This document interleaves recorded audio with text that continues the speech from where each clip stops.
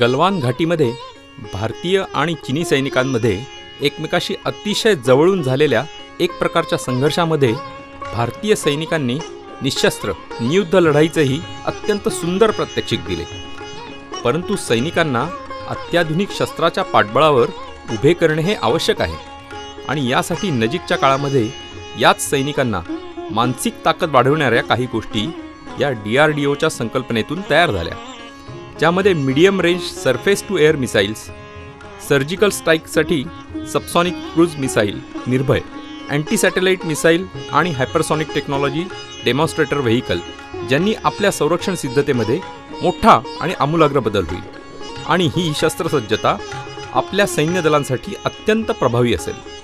या विषयावर अधिकारवाणीने बोलणारे संरक्षण तज्ज्ञ आणि शास्त्रज्ञ श्री प्रदीप कुरुलकर आपली संस्कृती आपला इतिहास व्याख्यानमालेतील 42वे पुष्प गुंफणार आहेत. प्रदीपजींनी पुण्यात इंजिनिअरिंगची पदवी घेतल्यानंतर IIT कानपूर येथून पदव्युत्तर शिक्षण पूर्ण केले. मागील 33 वर्षे DRDO येथे ते शास्त्रज्ञ म्हणून कार्यरत आहेत. लष्करामध्ये रणगाड्यांसाठी पूल तयार करणे, स्वयंचलित बंदुका तयार करणे, याबरोबरच त्रिशूल, आकाश, ब्राह्मोस, अग्नी, शक्ती या क्षेपणास्त्र प्रकल्पांमध्ये आणि हायपरसॉनिक टेक्नॉलॉजी डेव्हलपमेंट व्हेइकल यामध्ये त्यांनी मोलाचे योगदान दिले आहे. भारतरत्न आणि महामहिम राष्ट्रपती डॉक्टर APJ अब्दुल कलाम यांच्याबरोबर त्यांनी सुमारे 6 वर्षे काम केले आहे. आजवर विविध देशांमध्ये प्रवास केलेल्या प्रदीपजींच्या व्यक्तिमत्वात तंत्रज्ञ आणि शास्त्रज्ञ या दोन्हीचा सुरेख मिलाफ झाला आहे. 1 जून 2021 पासून DRDO येथील R&DE याचे संचालक म्हणून त्यांची नियुक्ती झाली आहे. वैदिक वाङ्मय आणि संस्कृत यामध्येही त्यांचा दांडगा अभ्यास आहे. विविध वाद्य देखील ते वाजवतात. अनेक सामाजिक संस्थांमध्ये ते नेहमी सक्रिय असतात. अशा बहुआयामी व्यक्तिमत्व असलेल्या प्रदीपजींचे व्याख्यान श्री शिवाजी रायगड स्मारक मंडळाच्या फेसबुक पेज आणि यूट्यूब चॅनलवरनं शनिवार दिनांक 19 जून 2021 रोजी सायंकाळी 7 वाजता होणार आहे. तेव्हा या व्याख्यानासाठी मंडळाचे फेसबुक पेज फॉलो करायला आणि यूट्यूब चॅनल सबस्क्राईब करायला विसरू नका.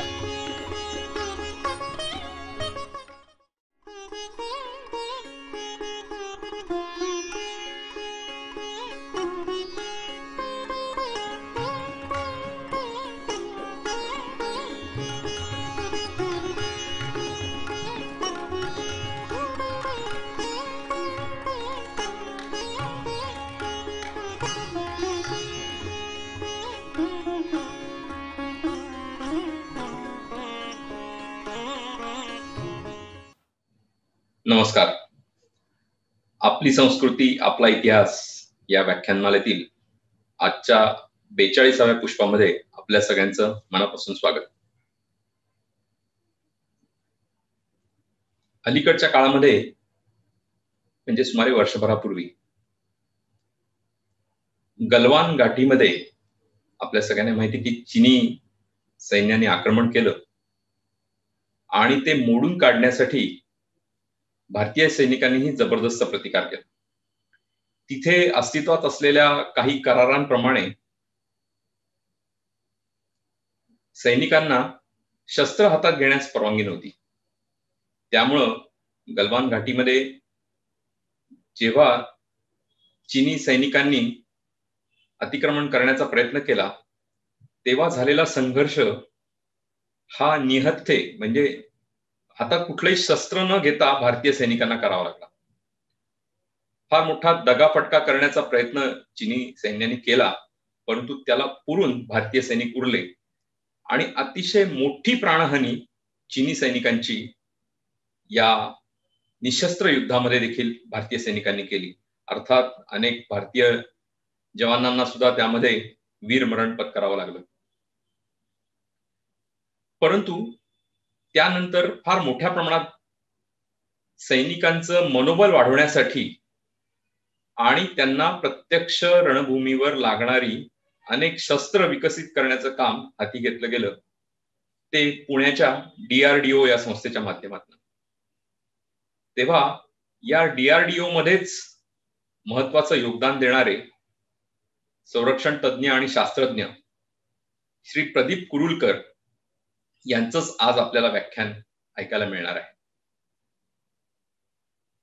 ही जी DRDOनी मुख्यतः शस्त्र विकसित केली किंवा काही साधनं विकसित केली, त्याच्यामध्ये medium range surface to air missiles असतील किंवा सर्जिकल स्ट्राईकसाठी सबसॉनिक क्रूज मिसाईल निर्भय नावाचं एक तयार केलं गेलं, अँटी सॅटेलाइट मिसाईल आणि हायपरसॉनिक टेक्नॉलॉजी डेमॉन्स्ट्रेटर व्हेइकल ही त्याच्यामध्ये तयार केली गेली.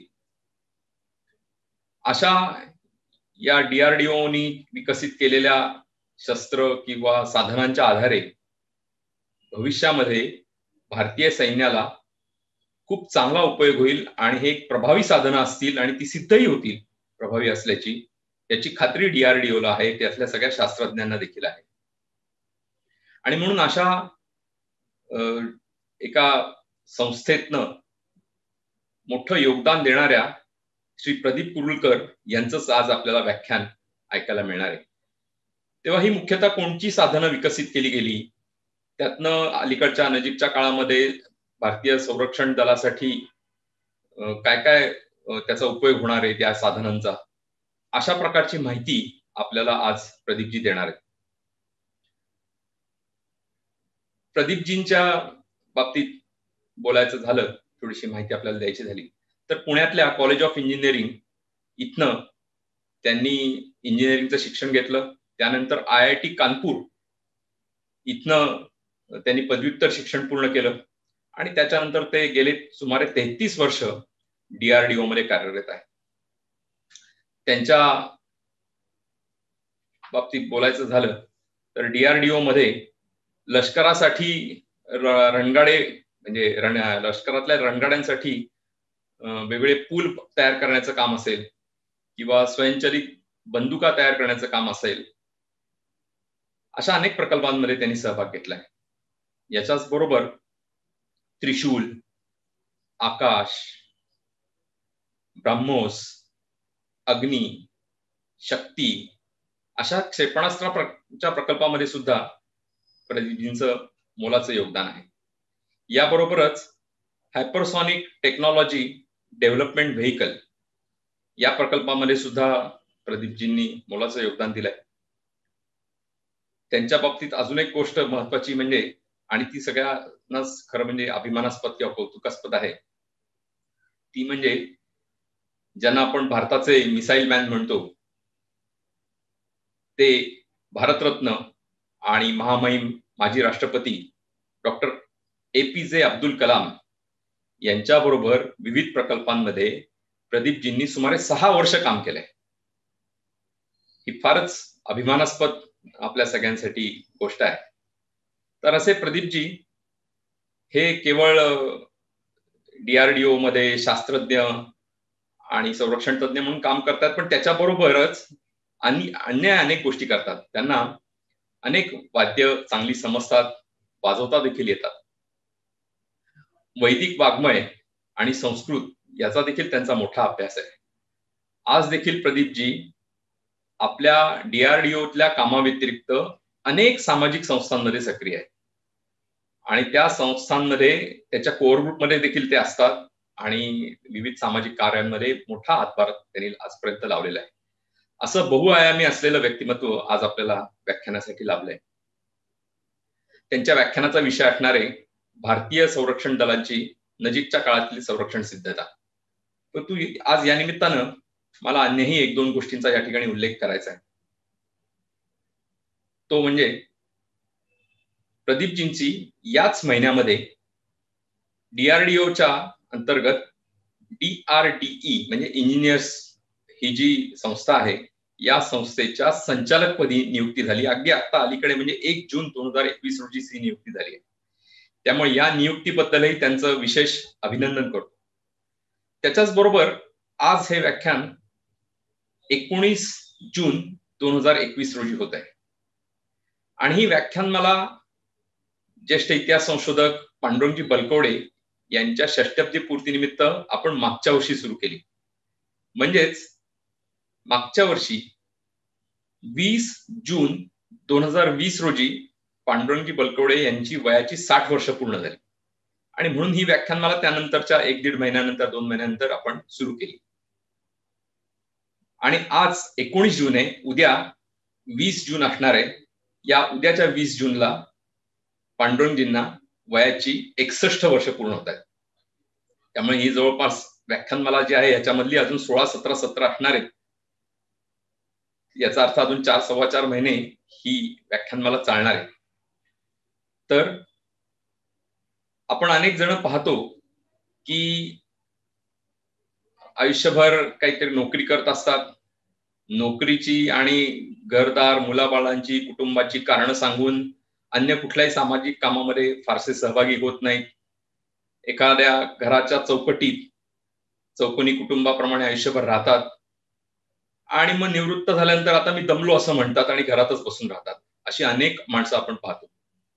पण त्याच वेळेला आयुष्यभर कष्ट करणारे, इतिहास संशोधनासाठी योगदान देणारे पांडुरंगजी 60व्या वर्षी भारतीय संरक्षण दलातनच म्हणजे सदर्न कमांडच्या ऑफिसमधनं निवृत्त झाले.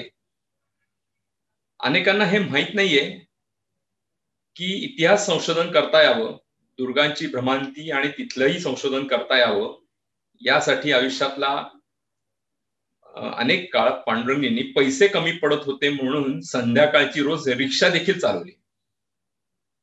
असे पांडुरंगजी त्यांच्या उमेदीच्या काळात तर सामाजिक कामात होतेच सहभागी. इतिहास संशोधनाबरोबर अनेक संस्थांशी ते जोडलेत सामाजिक कामामुळे. पण निवृत्त झाल्यानंतरही त्यांचा अजून कामाचा व्याप वाढलाच आहे. इतिहास संशोधनाबरोबर अनेक संस्थांशी ते आजही जोडले गेलेत. अगदी अलीकडच्या काळामध्ये सांगायचं झालं तर याच महिन्यामध्ये म्हणजे जून महिन्यामध्ये पुणे विद्यापीठाचे माननीय कुलगुरू नितीनजी करमळकर आणि पांडुरंगजी या दोघांच्या पुढाकारातून पुणे विद्यापीठामध्ये मराठेशाहीच्या इतिहासाचं अभ्यास केंद्र स्थापन करण्यात आले आणि त्याच्या माध्यमातून मोठ्या प्रमाणात मोडी कागदपत्रांचं संशोधन, लिप्यांतर करून ती मराठीत आणून त्याचे खंड प्रकाशित करण्याचं पण एक काम सुरू झालंय. या प्रकल्पामध्ये सावित्रीबाई फुले पुणे विद्यापीठाबरोबरच श्री शिवाजी रायगड स्मारक मंडळ देखील त्यांना सहकार्य करणार आहे आणि हा प्रकल्प नजीकच्या काळामध्ये अनेक अप्रकाशित कागदपत्र उघडकीस आणेल आणि प्रकाशित करेल असा मला ठाम विश्वास आहे. आणि म्हणून उद्याच्याच होणाऱ्या इंग्रजी कालगणनेनुसार होणाऱ्या वाढदिवसानिमित्त पांडुरंगजींना शुभेच्छा देतो. पांडुरंगजी आणि आजचे आपले व्याख्याते प्रदीपजी कुरुलकर या दोघांनाही उदंड आयुष्य लाभो आणि त्यांच्या हातून पुढील काळामध्ये आपल्या समाजासाठी उपयुक्त अशी अनेक कामं होत अशी या निमित्तानं शुभेच्छा त्या दोघांनाही व्यक्त करतो. आज या व्याख्यानासाठी वास्तविक पाहता आपल्या DRDOतल्या कामामध्ये अतिशय व्यस्त असताना देखील श्री प्रदीपजी कुरुलकर यांनी वेळ काढला आणि हे व्याख्यान दिलं. याबद्दल श्री शिवाजी रायगड स्मारक मंडळातर्फे मी त्यांचे आभार मानतो. आज या व्याख्यानामध्ये ते आपल्याला काही प्रेझेंटेशन दाखवणार आहेत, तसंच काही दुर्मिळ किंवा अन्यत्र कुठेही पाहायला न मिळणारे काही व्हिडिओ क्लिप्स देखील आपल्याला ते दाखवणार आहेत आणि त्याचा अर्थ देखील ते त्यावेळेला समजून सांगणार आहेत. तेव्हा अशा त्यांच्या प्रेझेंटेशनसाठी त्यांनी या ठिकाणी सुरुवात करावी अशी त्यांना विनंती करतो. धन्यवाद. नमस्कार. आपली संस्कृती, आपला इतिहास व्याख्यानमालेमधलं एक पुष्प गुंफत असताना मला खूप आनंद होतोय. मला ही संधी दिल्याबद्दल मी रायगड स्मारक मंडळ आणि या व्याख्यानमालेचे आयोजक या सगळ्यांचा मनपूर्वक आभारी आहे. मला दिलेला जो विषय आहे त्यामध्ये भारतीय संरक्षण दलांची नजीकच्या काळातील सिद्धता, मी त्याला एक फक्त आणि शब्द जोडीन आणि त्यामागचं तंत्रज्ञान.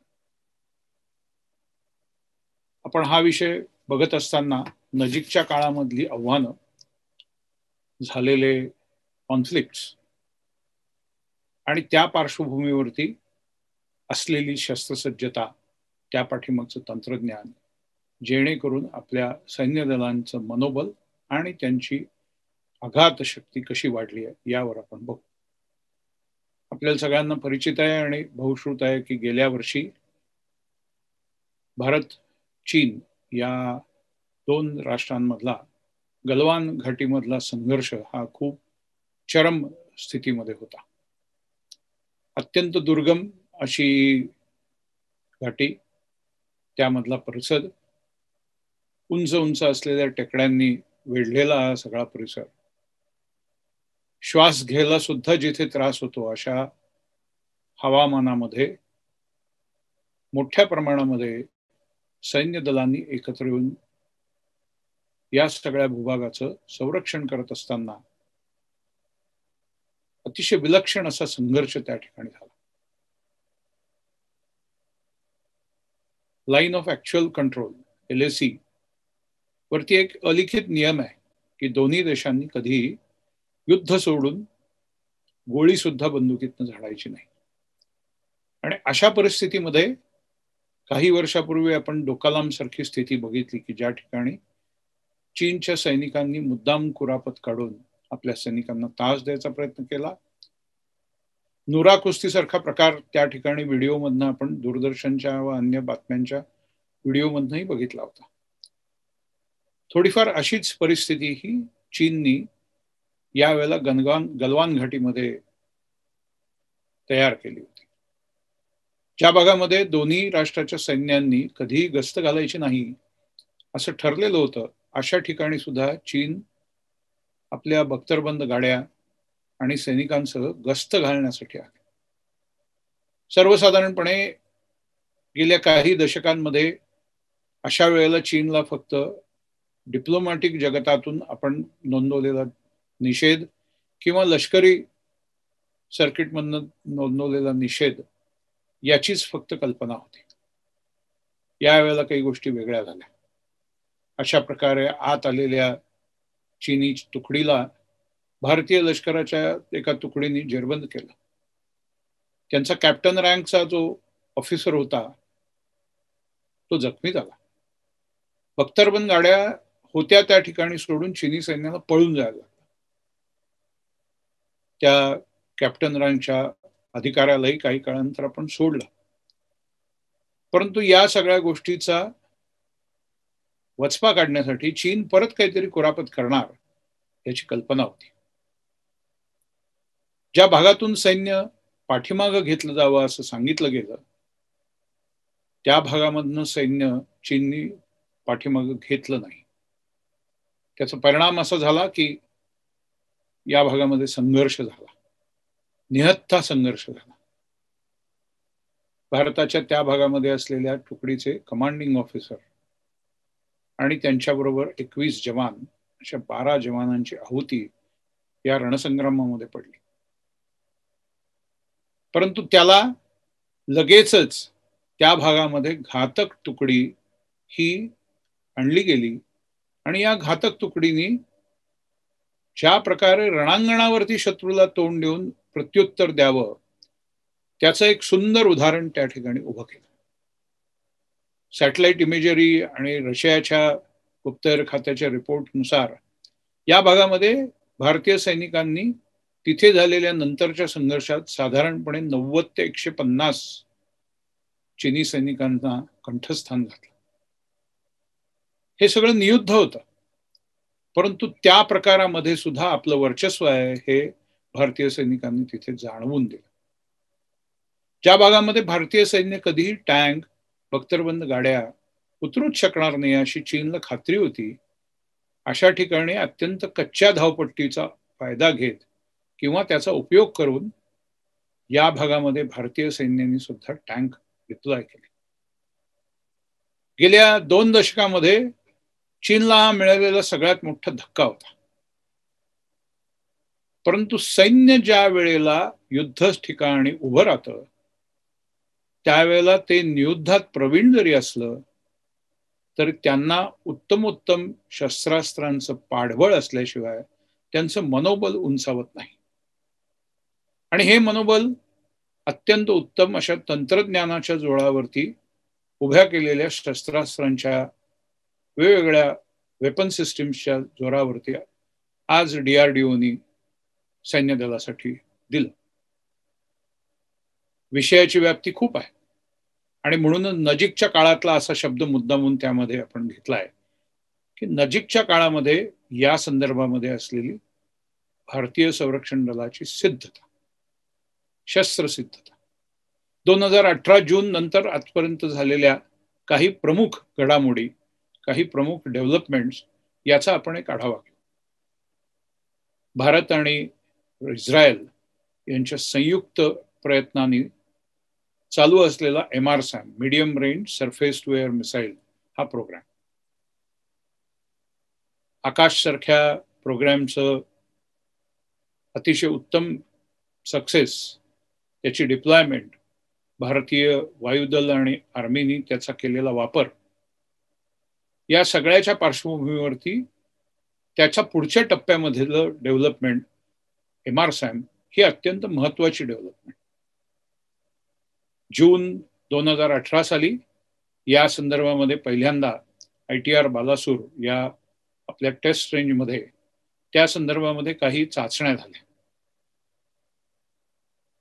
70 किलोमीटरचा मारक टप्पा असलेलं हे मिसाईल हे लॉन्चरवरनं सोडल्यानंतर 70 किलोमीटरवरती अंदाजे असलेल्या शत्रूच्या टार्गेटला, मग ते फायटर विमान असेल, येणारं मिसाईल असेल, याचा बरोबर वेध घेऊ शकतो. हे सगळं समजताना किंवा या संबंधाने आपली माहिती घेत असताना एक गोष्ट लक्षात घेतली पाहिजे की हा अत्यंत प्रचंड अशा वेगाचा खेळ आहे. येणारी फायटर एअरक्राफ्ट ही आवाजाच्या वेगाच्या दुप्पट किंवा 2.5 पट वेगाने पळतात आणि साहजिकरित्या त्यांना जर आपल्या भूपृष्ठापासून सुरक्षित अंतरावरती टिपायचं असेल तर आपल्या मिसाईलचा वेग हा त्याहीपेक्षा अधिक पाहिजे. आपण तो ठेवत असताना आवाजाच्या वेगाच्या तिप्पट इथपर्यंत ठेवला. साधारणपणे 200 किलोमीटरवरती डिटेक्ट झालेलं शत्रूचं एखादं विमान हे ते रडार ट्रॅक करत राहतं. जमिनीवर उभे असलेले लॉन्चर, त्यांच्या पोझिशन्स आणि या रडारची पोझिशन ही जमिनीवरल्या बॅटरी कंट्रोल सेंटरला माहिती असते. त्या बॅटरी कंट्रोल सेंटरमध्ये असलेलं कम्प्युटर या संदर्भामध्ये योग्य ते कॅल्क्युलेशन काही क्षणार्धामध्ये करून एखाद मिसाईलचं आणि एखाद्या लॉन्चरचं योग्य निवड करतो. निवडीचा सगळ्यात महत्वाचा निकष हा असतो की कमीत कमी वेळामध्ये आणि कमीत कमी अंतरामध्ये येणारं शत्रुपक्षाचं विमान जे आपल्याला सगळ्यात धोकादायक ठरेल ते लवकरात लवकर कोणतं मिसाईल पाडेल. आणि या दृष्टिकोनातनं मग ते बॅटरी कंट्रोल सेंटर योग्य त्या मिसाईलला संदेश देतं, त्याला तयार राहायला सांगतं, त्याचा सगळा चेकअप करतं आणि योग्य टप्प्यावरती शत्रूचं विमान म्हणजेच टार्गेट आल्यानंतर त्या मिसाईलला फायरिंग सिग्नल जातो. साधारणपणे 200 किलोमीटरवरच्या डिटेक्शन पासून ते 70 किलोमीटरवरच्या डिस्ट्रक्शन पर्यंत ही जी सायकल आहे, डिटेक्शन टू डिस्ट्रक्शन, याला MRSAM मिसाईलमध्ये फक्त 27 सेकंदाचा वेळ मिळतो. आणि मग यावरनं आपल्याला लक्षात येईल की यामध्ये human intervention for a decision making हे नेक्स्ट टू इम्पॉसिबल आहे. मग सैनिक आणि सैनिकी अधिकारी करतात काय, तर यातली प्रत्येक गोष्ट नीट चालतीये ना, ती एकमेकाशी एकसंध पद्धतीने बोलतीये ना, आणि त्यातून योग्य तो ज्या प्रकारचा संवाद या सगळ्या म्हणजे radar, battery control centre, launcher आणि मिसाईल मध्ये अस्तित्वात आहे ना, हे बघण्याचं काम फक्त ते करतात. एखाद्या लॉन्चरवरची सगळी मिसाईल्स फायर झाली तर आता त्या मिसाईलवरती एकही मिसाईल नाही हा संदेश बॅटरी कंट्रोल सेंटरला जातो आणि काही काळ परत त्यावरती मिसाईल्स रिप्लेनिश किंवा रिलोड होईपर्यंत तो लॉन्चर हा या वॉर सिनेरिओमधनं बाजूला काढला जातो. उरलेल्याच लॉन्चरचा विचार हा येणाऱ्या थ्रेट्सना, येणाऱ्या टार्गेट्सना नष्ट करण्यासाठी म्हणून ते बॅटरी कंट्रोल सेंटर करतं. आपण लक्षात घेऊ शकता की डिटेक्शन टू डिस्ट्रक्शन हे 27 सेकंदामध्ये जेव्हा होत असतं त्यावेळेला शत्रुपक्षाच्या येणाऱ्या विमानाला सुद्धा फार विचार करण्याला किंवा एखादी गोष्ट समजल्यानंतर की आपण रडारमध्ये टार्गेट म्हणून डिटेक्ट झालोय हे कळल्यानंतर त्याच्यावरती मिसाईल येऊन आदळण्याला सुद्धा फार वेळ लागत नाही.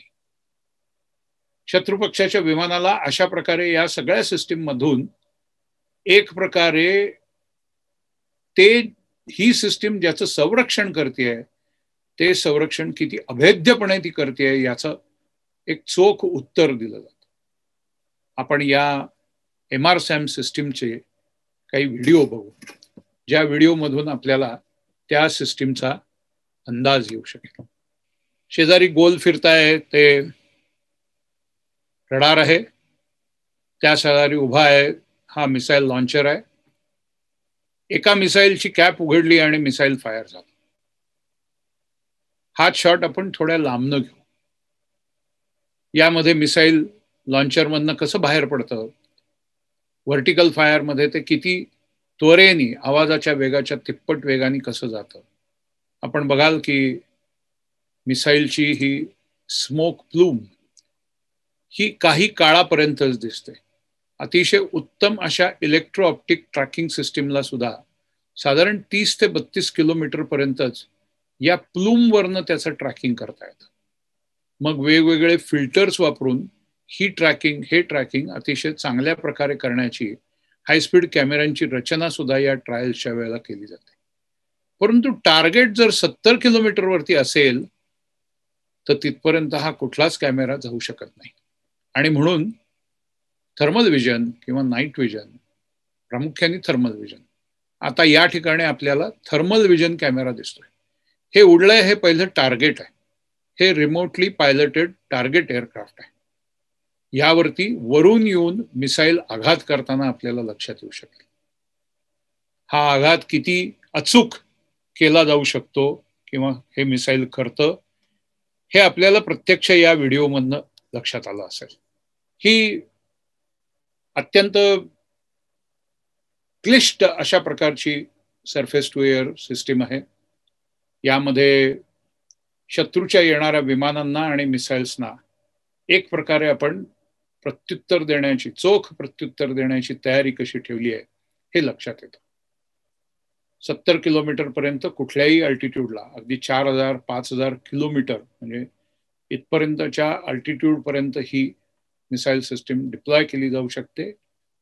आणि पुढल्या काही काळामध्ये भारतीय वायुदल आणि आर्मी हे याचा वापर करायला लागते. आपण बघितलं असेल की 70 किलोमीटर वरती त्या टार्गेटला, ज्याला आम्ही कायनेटिक किल असं टेक्निकली म्हणतो, की प्रत्यक्ष त्याचं छेदून त्याला त्या टार्गेटला त्याचं लक्ष हे आपण साधलं गेलं आहे हे या मिसाईलनी, हे आपल्याला लक्षात आलं असेल. ही अचूकता गाठणं स्पेसमध्ये किती अवघड आहे. तर मी एखाद्याला हातामध्ये टाचणी दिली आणि एखाद्या 20x20च्या मोठ्या हॉलमध्ये एका भिंतीला पाठ लावून उभं राहायला सांगितलं आणि समोर डार्टचा बुलसायचा बोर्ड लावला आणि सांगितलं की ही टाचणी आता त्या बुलसाय मध्ये लागली पाहिजे. अशा प्रकारे कदाचित शत्रूचं विमान आपल्यावरती हल्ला करायला येत असेल. अशाच वेळेला मी मध्यभागी दुसऱ्या भिंतीला एखादा पाठ लावून उभं करीन आणि सांगेन त्याचे आता एक टाचणी देईन आणि त्याला सांगेन की ही टाचणी आता त्या डार्ट बोर्डकडे जाईपर्यंत तू तुझ्या हातातल्या टाचणीने उडवायची. तुम्ही म्हणाल काहीतरी गंमत करताय, असं काही होऊ शकेल का? परंतु हीच गंमत ही तंत्रज्ञानाच्या मदतीने ही आकाशात झालेली आपल्या समोर या व्हिडिओमध्ये लक्षात आली असेल. या टाचणी एवढाच डायमेन्शननी प्रत्यक्ष अवकाशामध्ये येणारं टार्गेट आणि आपलं जाणारं मिसाईल हे त्याच आकाराचं दिसतं किंवा त्याच आकाराचं आहे. परंतु त्यावरती असलेले ऑनबोर्ड कॉम्प्युटर्स, अत्यंत उच्च प्रतीचे असलेलं रडार, त्याची यंत्रणा आणि अतिशय चपळ गतीने कॅल्क्युलेशन्स करून येणाऱ्या टार्गेटचा अपडेट देऊ शकणारी ही ग्राउंड कंट्रोल सिस्टीम, या सगळ्याच्या समन्वयक भूमिकेने इतकं अचूक लक्ष हे मिसाईल वेधू शकतं. या लक्ष्याच्या इतक्या अचूक वेधामुळेच सरफेस टू एअर मिसाईल्सच्या मध्ये सध्या या मिसाईलचं नाव हे अतिशय अग्रगण्य आहे. आपण नक्कीच खात्री बाळगू की भारताचं वायुदल आणि सैनिकी दल म्हणजे आर्मी हे दोघंही याचा अतिशय प्रभावीपणे उपयोग करतील आणि आपल्यावरती आघातासाठी येणाऱ्या लक्ष्यांना उडवतील. जसं आपण आपल्यावरती येणारं एखादं लक्ष उडवतो तसं शत्रूवरती नेमक्या ठिकाणी जाऊन आघात करण्याची क्षमता सुद्धा आपल्याला सैन्य दलांना मिळाली पाहिजे. आणि म्हणून जसं काही काळापूर्वी आपण भारत आणि रशियाच्या संयुक्त प्रयत्नांनी उभं राहिलेल्या ब्रह्मॉस या सुपरसॉनिक मिसाईल बद्दल ऐकलेलं होतं, तसं संपूर्ण एतद्देशीय subsonic long range cruise missile निर्भय याची सुद्धा चाचणी याच काळामध्ये झाली. या निर्भयला 1000 किलोमीटरची रेंज आहे. समोर येणाऱ्या शत्रूच्या नोन सॅम बॅटरीज, रडार यांना चुकवून त्याच्या बाजूनी जाऊन ते त्याच्या लक्ष्यावरती सर्जिकल स्ट्राईक, अत्यंत अचूक लक्ष्यभेद करू शकतं. मग हे करत असताना समुद्राकाठची काही त्याची टार्गेट्स टिपत असताना ते समुद्राच्या पाण्याच्या अगदी जवळ 5 ते 7 मीटर एवढ्या कमी उंचीवरनं सुद्धा उडत जाऊ शकतो. असं मिसाईलला उडत ठेवणं हे तंत्रज्ञानदृष्ट्या खूप अवघड आहे. त्याच्यावरती असलेले अल्टिमीटर सारखे जे सेन्सर्स असतात त्यांना समुद्राच्या पाण्यावरनं किंवा लाटांवरनं येणारी रिफ्लेक्शन्स त्याचा योग्य अंदाज घेऊन त्याचं योग्य प्रकारचं फिल्ट्रेशन करून असं सतत उडवत ठेवणं हे खूपच अवघड आहे. आणि ही अवघड गोष्ट आपण यातल्याच एका फ्लाईटमध्ये सहजगत्या प्राप्त केली आहे किंवा अवगत केली आहे.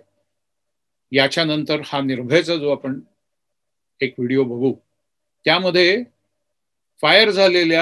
व्हर्टिकल फायर झालेल्या मिसाईलच्या वरती सुपरसॉनिक स्पीडचं सुखाय हे उडत राहिलं आणि त्यांनी पूर्ण निर्भयचा फ्लाईट व्हिडिओ लाईव्ह घेतला, ज्यामध्ये सुरुवातीला उंचावरती उडत असलेलं निर्भय दिसतं आणि नंतर काही काळानंतर ते एकदम डाईव्ह होऊन समुद्राच्या पातळीपासून 5 ते 7 मीटर इतक्या कमी उंचीवरनं फिरायला लागतं. यावेळेला आपल्याला लक्षात येईल की सुखायनी घेतलेल्या व्हिडिओमध्ये निर्भय आणि त्या निर्भयची समुद्राच्या पाण्यावर पडलेली सावली हे दोन्ही समांतर एकमेकाला आपल्याला पळताना दिसते. आपण हा व्हिडिओ बघू.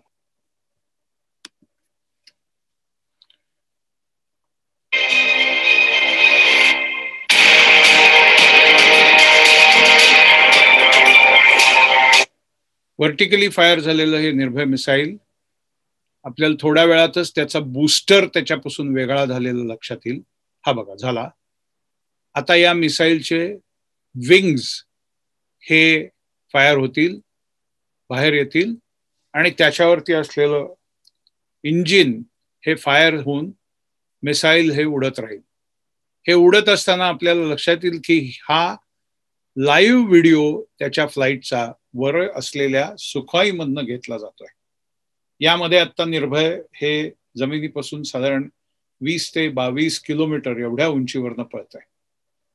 काही वेळामध्येच ते एकदम समुद्राच्या पातळीपेक्षा 5 ते 7 मीटर इतक्या कमी उंचीवरती गेलेलं आपल्याला लक्षात येईल आणि त्यावरती पळत असलेल्या सुखाईमधनं आता त्याचा हा घेत असलेला व्हिडिओ, यामध्ये आपल्याला या निर्भय मिसाईलची सावली ही त्याला समांतर ही समुद्राच्या पाण्यावरती पळताना दिसेल. मी तो भाग पुन्हा एकदा दाखवतो म्हणजे आपल्याला मी म्हणतोय तो भाग लक्षात येईल. इतक्या कमी उंचीवरनं का आपण मिसाईल उडवत ठेवतो, तर अशा प्रकारे जर समुद्र तटाकाठी असलेल्या कुठल्या लक्ष्यावरती अचूक वेध त्याचा जर घ्यायचा असेल तर इतक्या कमी उंचीवरती उडत येणाऱ्या मिसाईलचं डिटेक्शन हे कुठल्याही प्रकारच्या अतिशय प्रगत अशा रडारवरती सुद्धा होणं हे खूप अवघड आहे. आणि मग अशा प्रकारे रडारला चकवा देऊन आपल्या टार्गेटवर मात्र ते अचूकरित्या जाऊन आदळू शकतं. त्याची जी मुवमेंट आहे त्यामध्ये ते अनेक प्रकारचे वे पॉइंट्स, म्हणजे एका वे पॉइंट पासून दुसऱ्या वे पॉइंट पर्यंत असं जाऊन एखादं नको असलेलं ठिकाण ज्याला ते मिसाईल पुढे जाणार आहे याची कल्पना येऊ नये अशा प्रकारे एन्सर्कल कडून ते पुढे जाऊ शकतं. ही कपॅसिटी टेक्निकली एखाद्या मिसाईल देणं हे खूप जिकिरीचं आणि अत्यंत कॉम्प्लेक्स असं काम आहे. आणि हे काम आपण करून या प्रकारे ते अतिशय कमी उंचीवरनं उडवत ठेवलेलं आहे. या प्रकारच्या या प्रोग्रामच्या सक्सेसमधूनच पुढे लॉंग रेंज क्रूज मिसाईल सारखे प्रोग्राम हे जन्म घेऊ शकतात किंवा त्याचं डेव्हलपमेंट होऊ शकते. हे अतिशय उत्तम अशा प्रकारची ही सर्जिकल स्ट्राईकसाठी केलेली ही डेव्हलपमेंट. आपण आतापर्यंत एक आपल्याला प्रोटेक्ट करायला सरफेस एअर मिसाईल आणि एक शत्रूवर आघात करायला लॉंग रेंज क्रूज मिसाईल हे जसं बघितलं, तसंच आपल्याला सगळ्यांना माहिती आहे की शत्रूचे सॅटेलाइट आपल्या डोक्यावर असतात आणि अनेक वेळेला आपण गुप्त पद्धतीने करू इच्छित असलेल्या गोष्टींचा मागोवा हे सॅटेलाइट घेऊ शकतात. शत्रूला त्याच्या सॅटेलाइट्सना अशा प्रकारे आपल्या गतिविधींची नोंद घेण्यासाठी योग्य त्या ठिकाणी राहता येऊ नये या दृष्टीने आपण शक्ती 2019 म्हणजेच एसॅट अँटी सॅटेलाइट या मिसाईलच्या उड्डाणाचा कार्यक्रम केला. काय विलक्षण अशी ही डेव्हलपमेंट आहे बघा की एलिओ लो अर्थ ऑर्बिट या मध्ये असलेले जे सॅटेलाइट्स असतात ते साधारण 300 ते 800 किलोमीटर पृथ्वीपासून असतात. यामधल्या कुठल्याही सॅटेलाइटला आवश्यकता भासेल त्यावेळेला जर तो आपल्याला धोकादायक वाटला तर त्याला टिपता येणं अशी ही प्रक्रिया होती. हे किती क्लिष्ट आहे आपण साधे आकडे बघू आणि आपल्याला त्यातनं त्याची क्लिष्टता कळेल. ही चाचणी सिद्ध करण्यासाठी आपणच जानेवारी 2019 मध्ये आपलाच एक सॅटेलाइट अशा प्रकारे 360 किलोमीटरच्या ऑर्बिटमध्ये सोडलेला होता. ड्रिफ्टहून तो कदाचित 300 किलोमीटर पर्यंत खाली येईल आणि आपल्याला आवश्यक ते रेंज त्या ठिकाणी मिळेल. त्याचबरोबर त्याच्या डेब्रीज या ऑर्बिट्समध्ये असलेल्या अन्य सॅटेलाइट्सना त्रासदायक ठरणार नाहीत अशा सगळा विचार करून आपण एलिओ मधलं हे लो अर्थ 300 ते 350 किलोमीटरचा ऑर्बिट पकडला. मग हा सॅटेलाइट त्या ऑर्बिटमध्ये काय स्पीडनी पळतो? 26,500 किलोमीटर पर आवर फक्त. आणि जमिनीवरनं पाठवलेलं मिसाईल हे जमिनीपासून किंवा पृथ्वीपासून 300 किलोमीटरच्या या ऑर्बिटमध्ये पळणाऱ्या सॅटेलाइटला उडवण्यासाठी वेळ किती? 180 सेकंद. अशा सगळ्या प्रकारच्या तंत्रज्ञानाच्या गोष्टींमध्ये एक एररसाठी टॉलरन्स बँड दिला जातो. या 180 सेकंदाच्या फ्लाईटच्या मध्ये एरर टॉलरन्स हा फक्त 8 मिली सेकंदाचा होता. म्हणजे 8 मिली सेकंदापेक्षा अधिक काळामध्ये जर ही चूक वाढली असती, समजा 10 मिली सेकंद झाली असती, तर आपल्या एखाद्या सॅटेलाइट पेक्षा आपण एखादा दुसऱ्या राष्ट्राचा सॅटेलाइट उडवला असता. परिणामी काय झालं असतं? परिणामी आपण एखाद्या दुसऱ्या राष्ट्राचं संपूर्ण कम्युनिकेशन कोलमडून टाकलं असतं. शास्त्रीय प्रयोगाचा रिझल्ट हा 2 राष्ट्रांमधल्या कॉन्फ्लिक्टमध्ये डिप्लोमसीच्या जगतामध्ये एकमेकावरती वेगवेगळ्या प्रकारचे आरोप प्रत्यारोप होण्याच्या मध्ये त्याचं प्रत्यंतर किंवा रूपांतर झालं असतं. आणि म्हणूनच साहजिक अनेक वर्ष याची तयारी असून सुद्धा DRDOला अशा सगळ्या प्रकारच्या शंका कुशंकांमुळे जे धाडसी राजकारणी नसतात ते साहजिकच अशा प्रयत्नांना किंवा प्रयोगांना परवानगी देत नाहीत.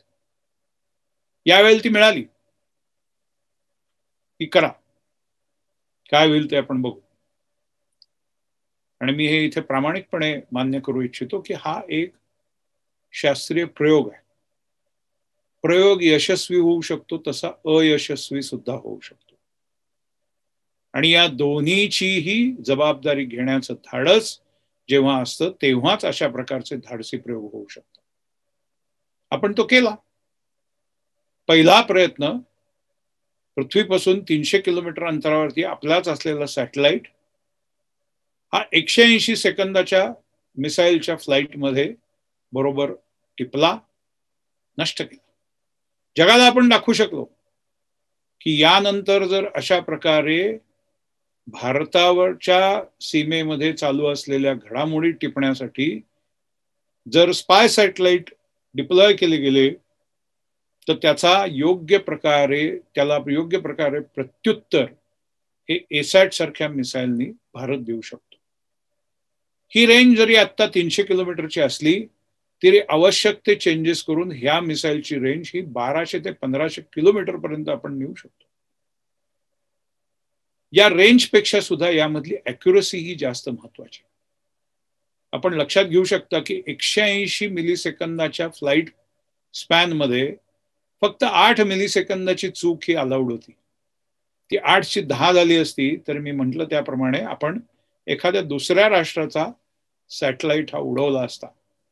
हे खूप महाग पडलं असतं.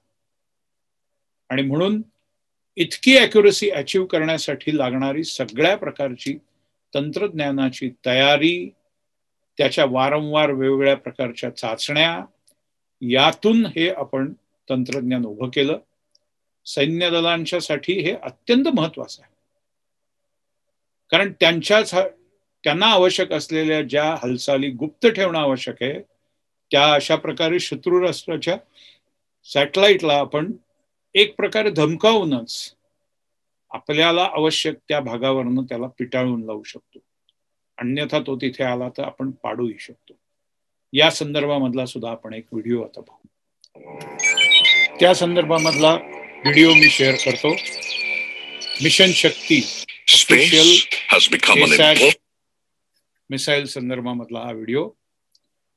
आपल्याला सगळ्यांना कल्पना आहे की स्पेस बाउंड्री ही सुद्धा आता संरक्षण आणि शस्त्रसज्जतेच्या दृष्टीने अत्यंत जटिल विषय बनलेला आहे. या आधीच्या आपल्या अत्यंत महत्वाच्या कार्यक्रमांमध्ये सुद्धा या प्रकारे शत्रू राष्ट्रांनी आपल्यावरती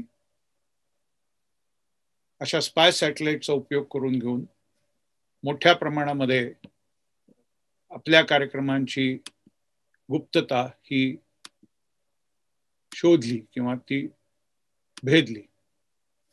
या सगळ्याला तोंड देण्यासाठी एसॅट अँटी सॅटेलाइट मिसाईल हे आपण सोडलं, तयार केलं.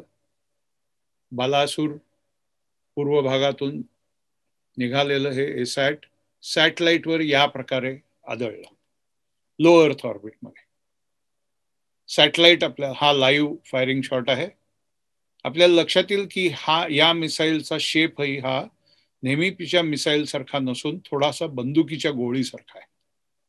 वेगवेगळ्या प्रकारच्या तंत्रज्ञानाच्या चाचण्या या होत गेल्या आणि त्यातून या मधल्या अनेक गोष्टी या साध्य करून शेवटी आपण या प्रकारच्या चाचणीला सामोरं जाऊ शकलो. वेगवेगळ्या ठिकाणची रडार्स त्याचं लिंकिंग करून सॅटेलाइट योग्य प्रकारे आपण ट्रॅक करत होतो. जानेवारी महिन्यामध्ये आपणच हा सॅटेलाइट सोडला होता. आपल्याला आता लक्षात येईल की उजव्या बाजूने येणारी हिरवट रेषा ही सॅटेलाइट आहे. जमिनीवरचं मिसाईल उभं आहे. ते मिसाईल फायर झाल्यानंतर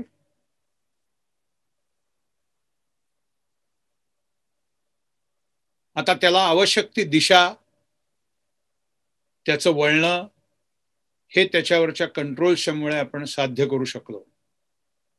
या ठिकाणी त्या मिसाईलवरचं सीकर हे ओपन होऊन ते येणाऱ्या सॅटेलाइटला अचूकरित्या शोधत राहिलं आणि पृथ्वीवरून लॉन्च केल्यानंतर केवळ 180 सेकंदामध्ये म्हणजे 3 मिनिटाच्या अंतराळात आपण प्रत्यक्ष त्या सॅटेलाइटला उडवू शकलो. मगाशी आपण सॅम मध्ये बघितलं की एका टाचणीने दुसऱ्या टाचणीला उडवण्यासारखंच स्पेसमध्ये ही टार्गेट आणि मिसाईलची डायमेन्शन्स असतात. त्याही पेक्षा अत्यंत कमी ही डायमेन्शन्स.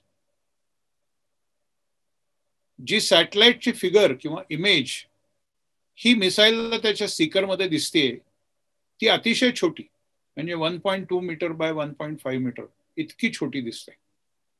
आपण लक्षात घेऊ शकता की इतकी छोटी इमेज जेव्हा 26,500 किलोमीटर पर आवर या स्पीडने पळत असते त्यावेळेला शेवटच्या काही सेकंदामध्ये या दोन मोशन मध्ये असलेल्या बॉडीजच्या मध्ये रिलेटिव्ह मुवमेंट ही 10 किलोमीटर पर सेकंडची होती. अशामध्ये अतिशय फ्रॅक्शन ची सुद्धा चूक ही त्या दोघांना एकमेकापासून लांब न्यायला पुरेशी ठरते. ही होऊ नये या प्रकारची काळजी जमिनीवरनं ते रोखत असताना पासून ते हवेमध्ये उड्डाण केल्यानंतर त्याला योग्य मार्गदर्शन देऊन त्या सॅटेलाइटकडे वळवण्यासाठी असलेले सर्व प्रकारच्या कंट्रोल यंत्रणा आणि रडार याच्या समन्वयातून आपण हे साध्य करू शकतो. अशा प्रकारची क्षमता असलेला जगातला भारत हा 4था देश यामुळे बनला. आपल्या सगळ्यांना अत्यंत आनंद वाटावा, अभिमान वाटावा अशा प्रकारचीच ही गोष्ट. आणि यामुळे एक प्रकारे शत्रूला, प्रगत शत्रूला सुद्धा त्यांचे स्पाय सॅटेलाइट यानंतर भारतावरती लक्ष ठेवण्यासाठी सोडत असताना विचार नक्कीच करायला. आजच्या या संपूर्ण विवेचनामध्ये आपण पहिल्यापासूनच सरफेस टू एअर मिसाईल पासूनच वेगाच्या बाबतीमध्ये बोलत होतो. आवाजाच्या वेगाच्या तिप्पट वेगाने पळणारी मिसाईल्स आपण सरफेस टू एअर मिसाईल्स बघितली. परंतु शत्रूवरती हल्ला करायला जात असताना जर आवाजाच्या वेगाच्या 6 पट वेगाने किंवा 8 पट वेगाने पळणारं मिसाईल आपण जर केलं तर शत्रूला ते रडारवर दिसलं तरी सुद्धा त्याचा अचूक वेध घेता येणं हे केवळ अशक्य. त्याची सूचना मिळाल्यानंतर रडारवरती त्याला प्रत्युत्तर देण्यासाठी मिळणारा वेळ हा अत्यंत कमी आणि अत्यल्प, की ज्यामुळे अशा प्रकारचं प्रत्युत्तर देताच येणार नाही आणि एक प्रकारे ही मिसाईल्स अभेद्य राहतील. अशा प्रकारची रचना यानंतरच्या आपल्या डेव्हलपमेंटमध्ये आपण केली. त्याचा टेक्नॉलॉजी डेमॉन्स्ट्रेटर म्हणून आता आपण उल्लेख केला, कारण आपण ती टेक्नॉलॉजी डेमॉन्स्ट्रेट करत होतो. Hypersonic technology demonstrator vehicle, HSTDV. आवाजाच्या वेगाच्या 6 पट ते 8 पट वेगाने पळू शकणारं हे मिसाईल, त्यावरती असलेलं वॉरेड हे ते शत्रूवरती इतक्या प्रचंड वेगाने नेऊन आदळू शकतं. परिणामतः अत्यंत प्रगत असलेल्या अशा रडार्स रचनेला सुद्धा ते सुरुवातीला कळणं खूप अवघड आणि दिसल्यानंतर सुद्धा त्याचे अपडेट नीट मिळणं हेही अवघड. रडार आणि वेपन सिस्टीम किंवा सरफेस टू एअर मिसाईल यांचा एक समन्वय असतो. त्यामध्ये दर 100 मिलीसेकंदापर्यंत किंवा दर 500 मिलीसेकंदापर्यंत उत्तम असे अपडेट जर मिळत राहिले तरच जमिनीवरनं मारलेलं सरफेस टू एअर मिसाईल हे लक्ष्याचा योग्य तो वेध घेऊ शकतो. सद्य परिस्थितीमधलं असलेलं इलेक्ट्रॉनिक्स, कम्प्युटर्स या सगळ्याचा विचार करता 500 मिलीसेकंदापेक्षा कमी वेळाचा अपडेट देता येणं हे खूप अवघड आहे. हायपरसॉनिक टेक्नॉलॉजी डेमॉन्स्ट्रेटर व्हेकल किंवा त्यावरती आधारित अशा प्रकारचं जर मिसाईल उद्या उभं राहिलं तर रडारला हा अपडेट हा अगदी 100 मिलीसेकंदापर्यंत कमी आणायला लागेल, जे आज प्रत्यक्ष अशक्य आहे.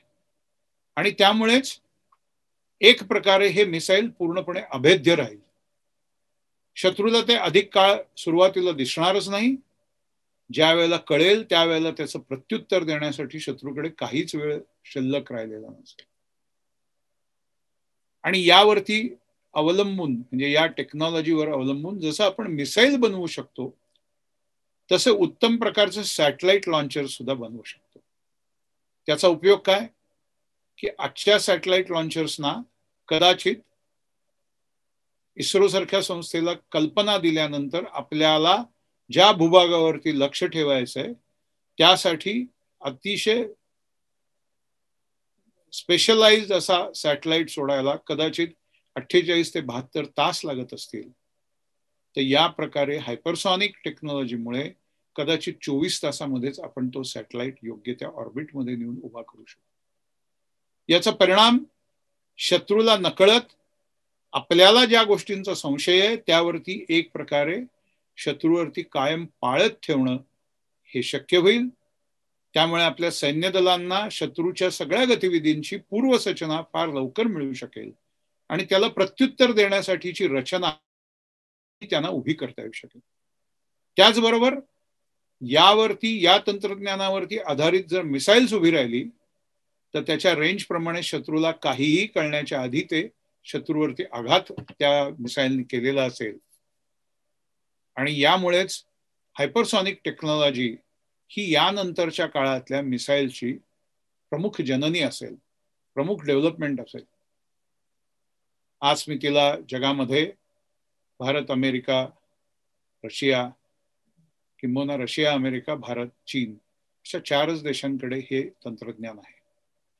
आणि त्यामुळे या तंत्रज्ञानावरती आधारित जेव्हा मिसाईल्स भारत उभं करू शकेल तेव्हा त्याचा परिणाम हा युद्धस्थळी आपल्या सैनिकांच्यासाठी खूप प्रभावी असणार आहे.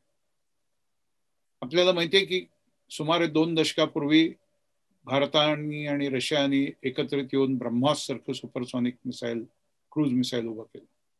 हेच रशिया गेली काही काळ भारताला ब्रह्मोसचं पुढचं व्हर्जन अशा प्रकारे हायपरसॉनिक टेक्नॉलॉजीवर आधारित यासाठी आपण संयुक्त प्रोग्राम करावा म्हणून आपल्यावरती खूप दबाव होता. जेव्हा एखादं तंत्रज्ञान आपल्याकडे नसतं आणि ते आपल्याला घेण्याच्यासाठी आग्रह होत असतो त्यावेळेला कमर्शियल टेबलावरती आपली बाजू कमकुवत असते आणि मग आपल्याकडनं चढ्या दामाने या तंत्रज्ञानाचं मोल घेतलं जातं.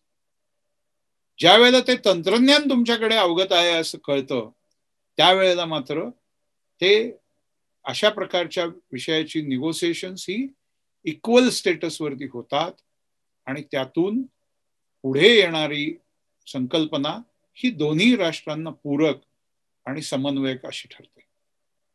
HSTVD TDV hypersonic technology development व्हेकलचं फायरिंग सक्सेसफुल झाल्यानंतर अशा प्रकारेच आता भारत आणि रशियामध्ये संयुक्त कार्यक्रम होण्याची शक्यताही बळावली आहे. त्याचे चांगली स्वरूप ही पुढल्या काही वर्षाच्या डेव्हलपमेंटमधून आपल्या समोर येतील. या मिसाईलच्या फायरिंगचा एक फायरिंग शॉट आज तोही व्हिडिओ माझ्याकडे आहे आणि आपण तो शक्यतो यामध्ये बघू. HSTDV hypersonic technology demonstrator vehicle गेल्या वर्षी सप्टेंबर महिन्यामध्ये झालेला ही चाचणी आहे. आपण त्या संदर्भामध्ये